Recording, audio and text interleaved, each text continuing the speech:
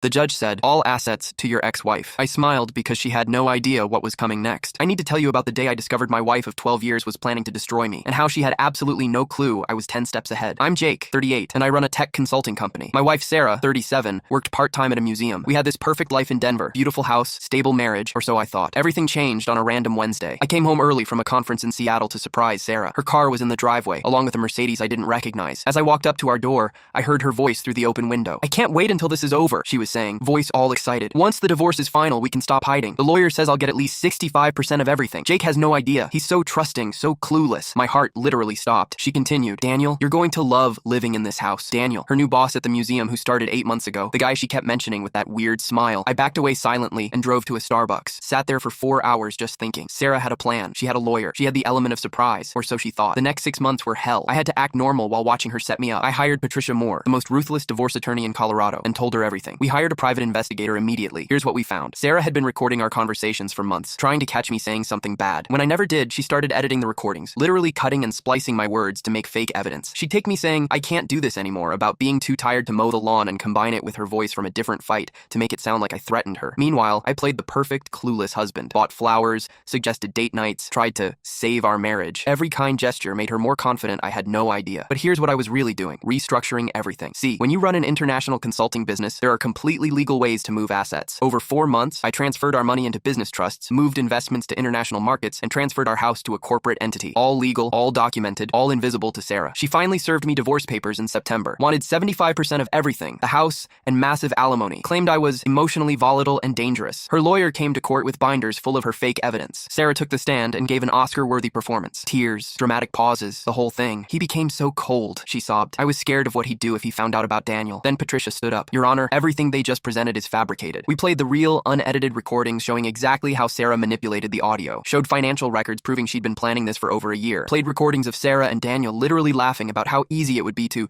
take Jake for everything." Sarah went pale. Her lawyer started panicking. Then Patricia explained my financial moves. "Your Honor, due to legitimate business restructuring, the assets Mrs. Sarah claims entitlement to are not available for division as she's requesting." Translation: Sarah was trying to take half of money that was no longer mine to lose. Judge Martinez was furious about the fraud. Sarah got nothing. Zero alimony, no property, no assets. The court ordered her to pay my legal fees and referred her case to the DA for fraud charges. As we left the courthouse, Sarah finally dropped her victim act. "You planned this whole thing," she screamed. "No, Sarah," I said calmly. "You planned this whole thing. I just planned better." Daniel dumped her 2 weeks later when he realized she was broke. Last I heard, she moved to Austin and works retail. Me? The business restructuring I did defensively actually made my company way more profitable. I sold the house, bought a condo, and I'm dating someone new who values honesty. Sarah underestimated the quiet, trusting guy. Turns out I wasn't passive. I was just patient, and patience is the most powerful weapon of all.